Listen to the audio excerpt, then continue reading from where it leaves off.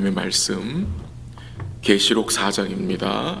요한계시록 4장 1절에서 4절까지, 요한계시록 4장 1절에서 4절까지 한 절씩 교독하기로 하겠습니다.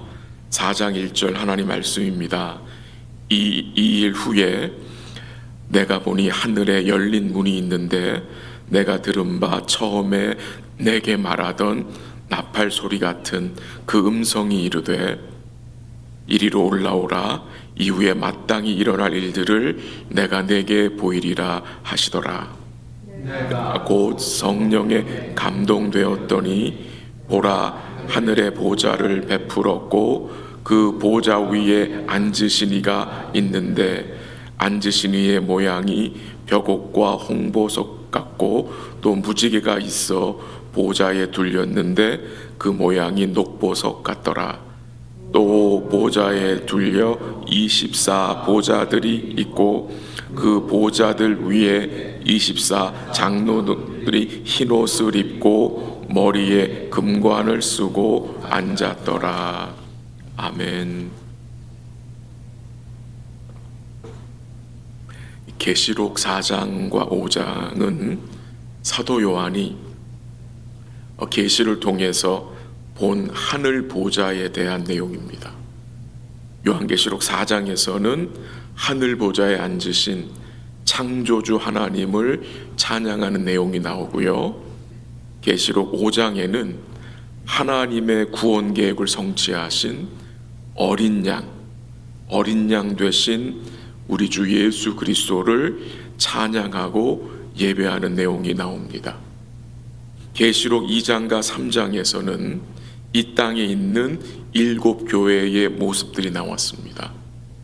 이제 4장과 5장에서는 하늘에 있는 교회, 천상의 교회의 모습이 나타납니다.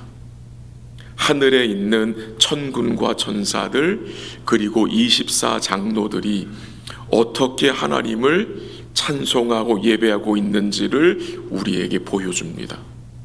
지금도 천군과 천사들 그리고 24 장로들은 하나님과 보좌에 앉으신 하나님과 어린 양이신 예수님을 온전히 예배하고 있다는 사실입니다.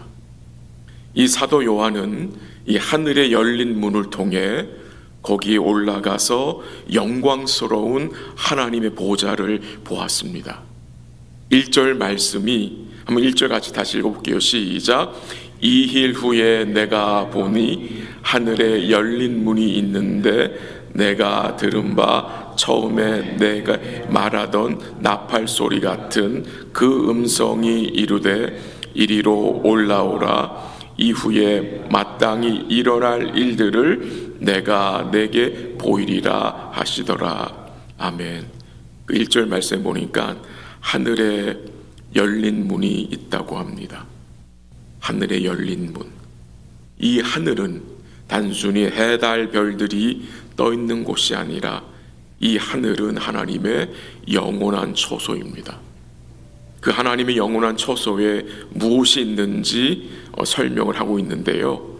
먼저 사도 요한이 제일 처음으로 본 것은 열린 문이었고요. 그 다음에 본 것은 보좌입니다. 보좌.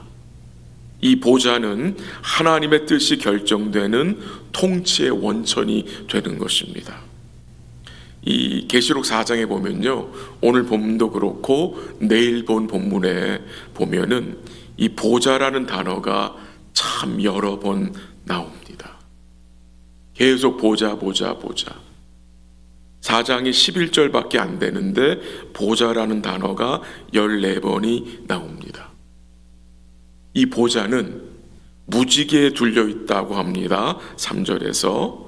그리고 그 보좌에 앉으신 하나님의 모습이 벽옥과 홍보석과 녹보석 같다고 증거하고 있고요.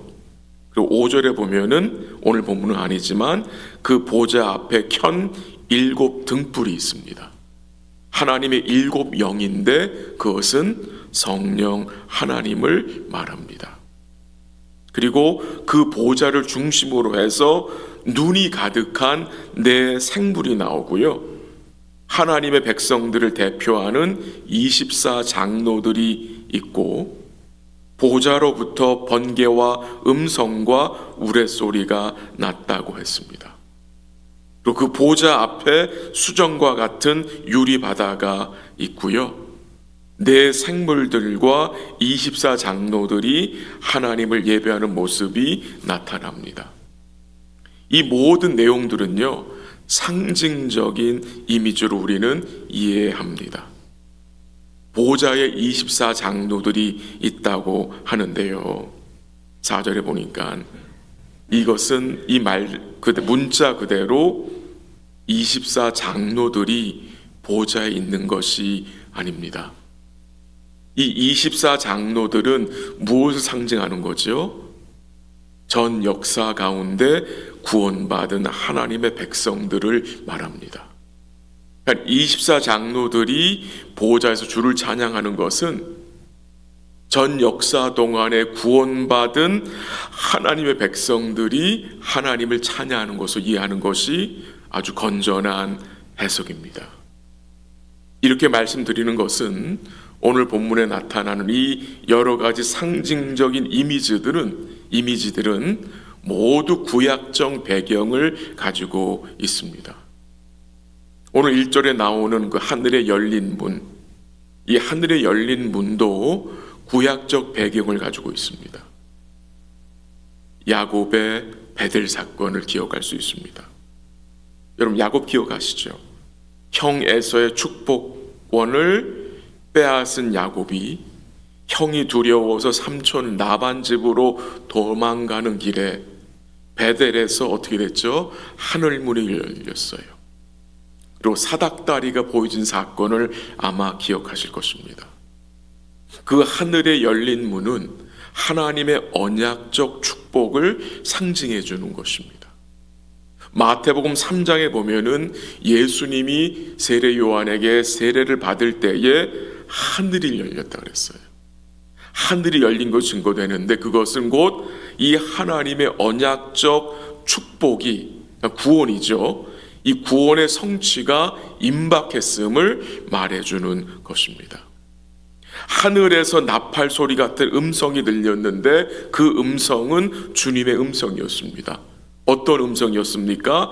이리로 올라오라. 이리로 올라오라.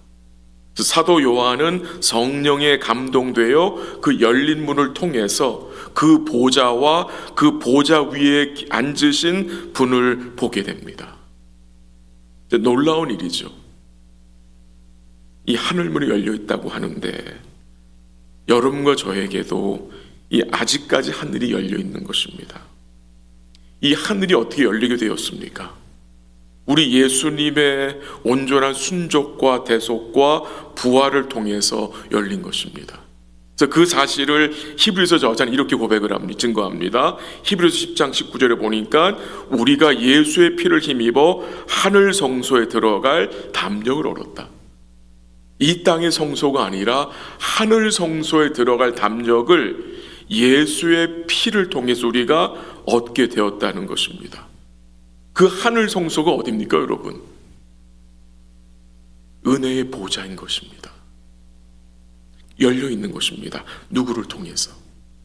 우리 주 예수 그리스도의 보혈을 통해서. 예수님 증거하셨잖아요. 십자가상에서 다 이루었다 말씀하셨잖아요. 그가 죽으실 때에 그 당시 예루살렘 성전 어떻게 됐죠? 성전과 지성소를 구별해 두는 그 두꺼운 그 휘장이 어떻게 됐어요? 위로부터 아래로 찢겨졌잖아요. 그래서 그 지성소로, 그 하나님의 임재가 있는 그 지성소로 들어갈 수 있는 문이 예수의 보혈로 어떻게 된 거예요? 열린 것을 증거하잖아요. 예전에는 아무나 들어갈 수가 없었습니다. 대제사장 1년에 한 번씩 속죄일에 그것도 그냥 못 들어가고 배에 줄을 메고 그 피를 가지고 들어갔습니다. 들어가서 죽으면 누가 꺼내올 수가 없잖아요. 줄을 메고 들어갔었습니다. 그 정도로 거룩한 장소였습니다.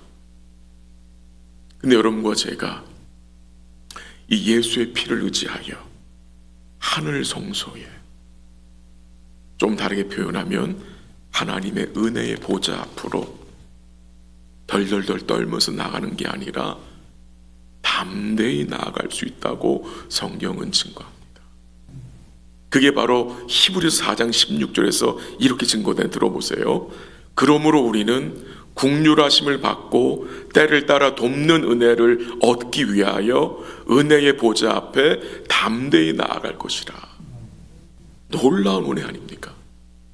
오늘 여러분과 제가 또 지금 온라인을 통해서 성도들이 말씀을 듣고 새벽 기도를 드리고 있는데요, 원래 우리가 때를 따라 돕는 은혜를 얻기 위해서 오늘 이 자리에 모였습니다. 오늘 우리가 기도할 텐데 오늘 우리가 어디까지 나아가는 것입니까? 하나님의 은혜의 보좌 앞으로, 예수님을 통해서. 그러니까 여러분과 제가 누리는 이 은혜가 얼마나 놀라운 은혜인지 모릅니다.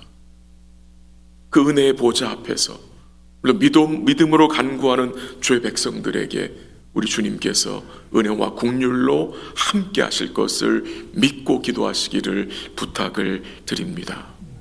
오늘 본문 2절에 보면은 하늘의 보좌가 있고요. 한번 2절 읽을까요? 다 같이 시작. 되었더니 보라, 보좌를 베풀었고 그 보좌 위에 앉으신 이가 있는데, 아멘. 그 보좌 위에 앉으신 이가 있다고 합니다. 누굽니까? 우리 성부 하나님입니다. 보좌 위에 앉으셨다. 보좌 위에 앉으셨다. 우리 하나님 아버지가 이 우주와 이 역사를 통치하시는 전능하신 왕이 되신 것을 보여주는 것입니다. 하나님께서 보좌에 앉으신 것은 역시 구약적 배경을 가지고 있다는 것입니다. 이사야서 6장과 에스겔서 1장과 다니엘 7장에 보면은 이 하늘 보좌에 하나님이 앉아 계신 것이 증거됩니다. 이 하늘 보좌에 하나님이 앉아 계세요. 누가 참된 왕인지, 누가 은혜의 통치자인지를 우리에게 기억하게 하고 바라보게 하는 것입니다. 이 하나님 아버지를 왕으로 모시고 사는 성도는 참 복된 자들입니다. 하늘이 열린 것을 믿고 그 하늘 보좌에 하나님이 영원한 왕으로 앉아 계신 것을 믿고 사는 성도들은 이 복잡하고 혼란스러운 이 세상 속에서 담대하고 또 인내하며 또 묵묵할 수 있는 삶을 살 수 있다는 것입니다.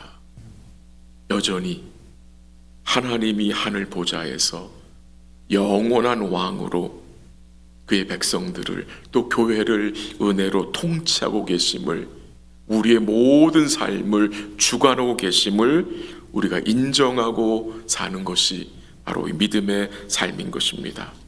그 당시 교회들 어떤 상황이었습니까? 이 로마 정부와 자칭 유대인이라 하는 자들에게 박해와 조롱과 비방을 당했지만 그들이 이 말씀을 통해서 무엇을 듣게 됩니까?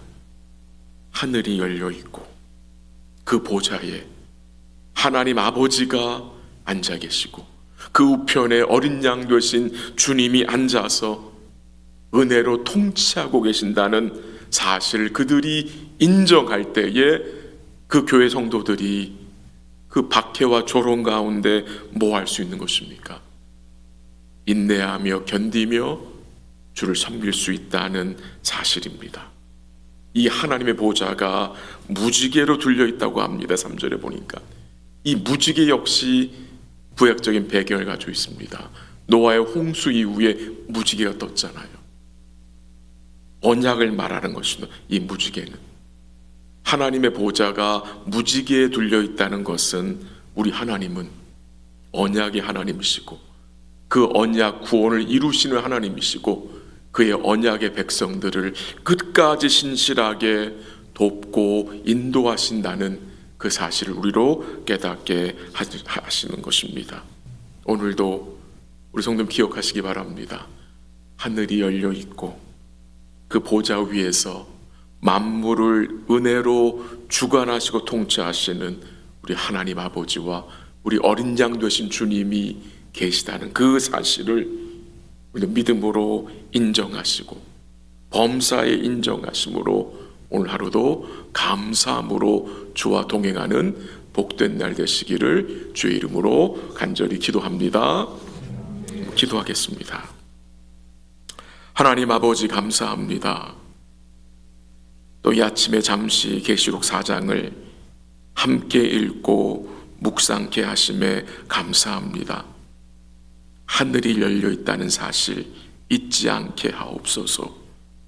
우리의 삶에 길들이 열리지 않고 막힌 것 같은 그런 상황 속에서 예수님을 통해서 하늘이 열려 있고 그 하늘 보좌에 우리 하나님 아버지와 우리를 구원하신 어린 양이 영원한 왕으로 앉아 계신다는 그 사실을 오늘도 우리가 믿음으로 인정함으로 우리 마음속에 평강과 쉼을 누리게 하시고 여러 가지 복잡하고 어려운 현실 속에서 인내하며 또한 묵묵할 수 있도록 우리의 마음을 붙들어 주시고 지켜 주시옵소서.